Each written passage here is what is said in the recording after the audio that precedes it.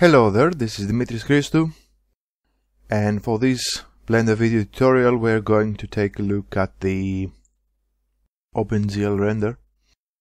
And I'm using a build close to 2.74, and we are having some very interesting options for OpenGL rendering, for viewport rendering. And we will just build a simple scene that we can use and see how to apply the OpenGL render and how to use it in order to make something that looks pretty nice. Okay. We have the default cube selected here, and I'll hit the tab key to switch from object to edit mode. I'll hit W for the specials menu and click subdivide. Alright. We have the number of cuts set to 1. I think we're good. Let's set it up to 2, because we might apply some modifiers later on. And then tab key again. And I'm going to hit M to move this one to the second layer. Okay. Alright. What I'll do now is hit Shift A and add mesh circle. I'm going to change the fill type from nothing to triangle fan. Okay. And increase the radius. Let's set it up to 10. I think we're good at about there. Okay. Now for this one, I'll move over to the particle system tab and click new for a new particle system. We're going to use an object for the particle system, and the duplicate object will be our cube. And of course we're going to change this one from emitter to here. Alright. You see what we're getting here. I'm going to click advanced for a few more options for our particle system. I'm going to check random. Okay, and we're getting some nice random distribution for our particles here. And what I'll also do is, let's increase the count. Let's set it up from 1000 up to 5000. Alright. And now I'll increase the random size. Let's set it up to 1. Okay, looking good. I think this one looks pretty nice so far. And let's bring the size down just a tiny bit to 0.03. Okay, looking good. Alright. What I'll do now is apply the particle system. You can do it moving to the modifiers panel, click this little icon for the modifiers, and you can click convert to convert the particle system into an object. And this convert option converts the particles into single objects. I'm going to select the emitter, the circle, and hit delete, and select delete to delete it. And what I do now is move over to object, select, and let's select all by type. Let's select the mesh objects. I'm selecting the mesh objects, and I'm going to hold down the shift key, select one of the cubes, and hit Ctrl and J to join the selected objects. And I'm doing this because I want to this particle system to be treated now as a single mesh object. What I'll also do is move over to object and over to transform, and let's move the origin to the 3D cursor. And I'm moving the origin of the object to the center of the scene where the 3D cursor is. Alright, looking good. I'm going to click add modifier. And let's try to apply a few modifiers, and again we're trying to build a simple scene here. Let's see, and I'm experimenting right now. Let's see the simple default modifier. I think the twist works pretty nice for this one. Let's change the angle a bit. Let's change it to -10. Okay, and I want a simple slight deformation for the simple deform modifier. Looking good.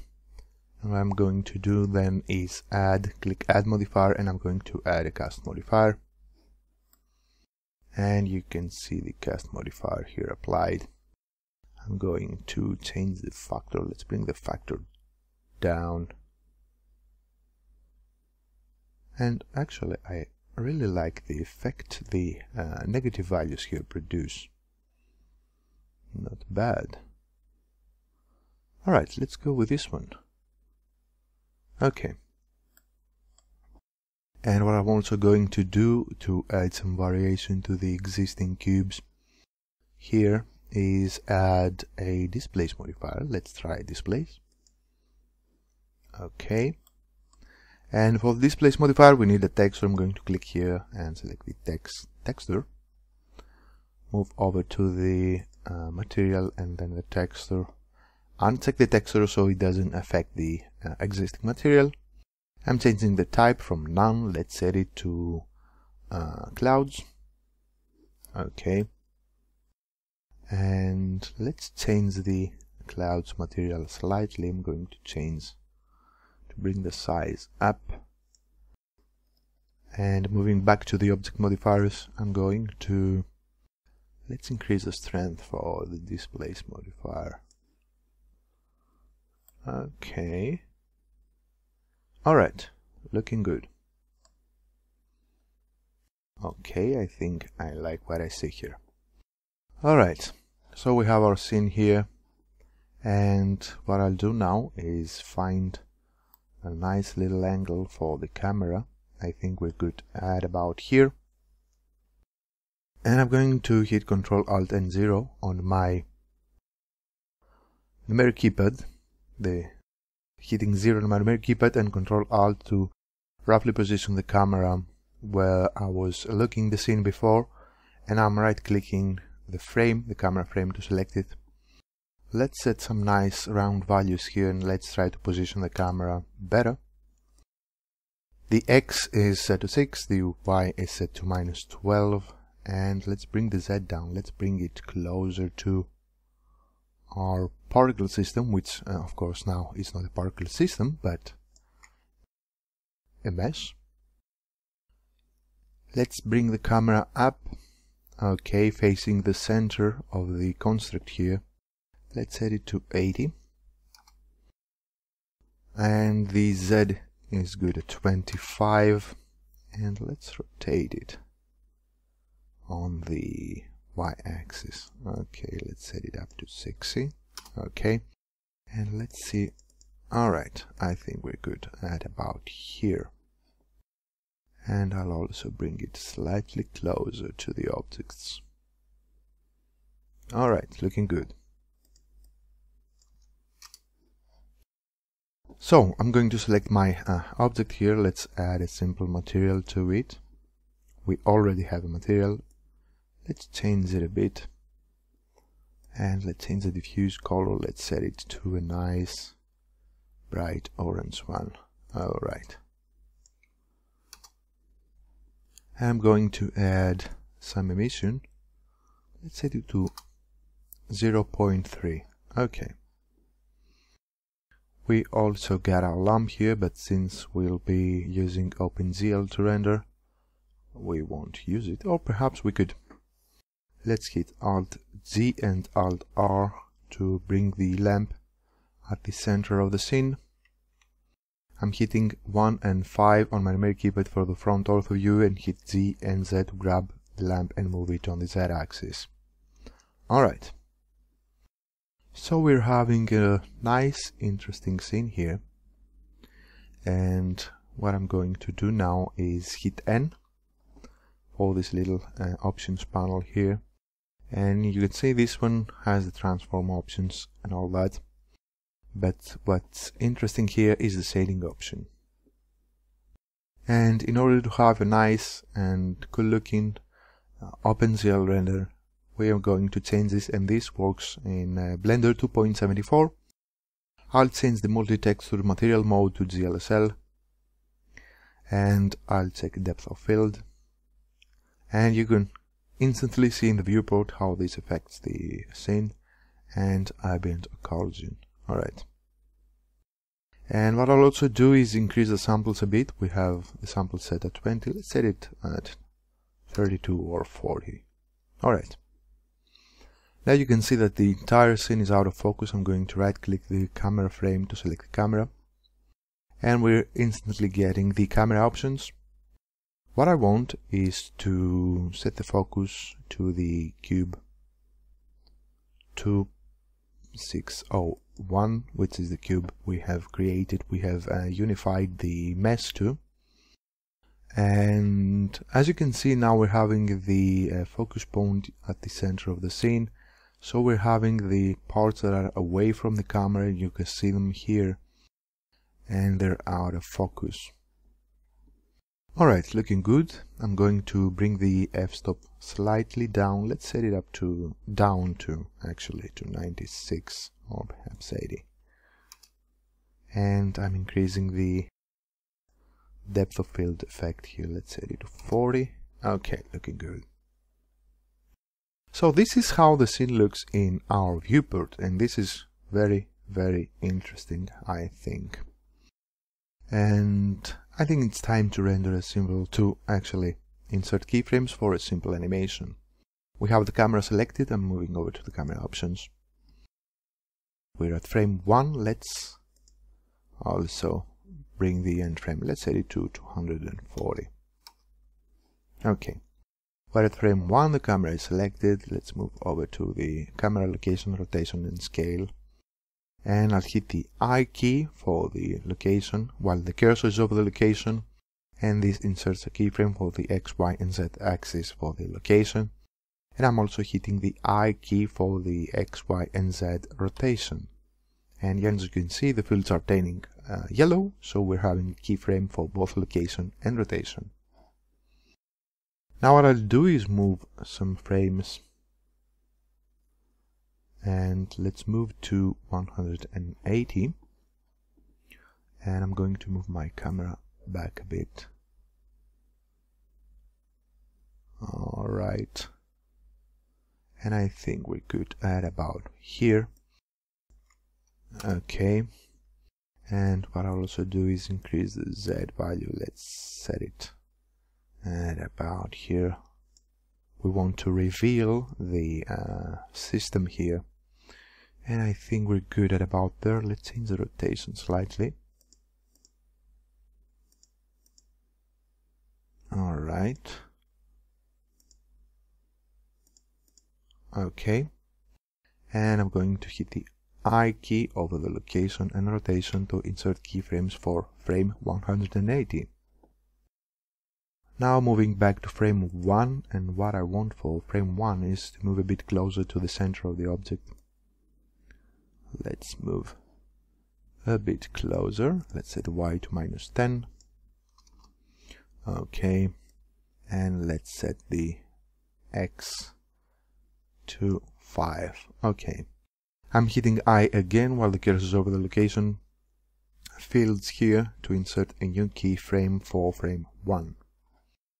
Okay, what I'll also do for this one is to select the object, and I'm going to insert a rotation for Z, and I only want to rotate keyframe for the Z rotation, so I'm going to hit the right mouse button and insert single keyframe, and I'm inserting rotation for the Z axis for frame 1, and let's move to the end frame, to frame 240, and I'm going to add slight rotation. Let's set it from 90 to, let's say, 120. We don't want it to rotate all that much. And in order to insert a single keyframe for the Z rotation, I'm going to hit the right mouse button and insert single keyframe. Okay, looking good. Let's move back to frame 1, and I'm right clicking to select the camera, and let's take a look. Hitting play, and you can see how this one looks. Pretty interesting.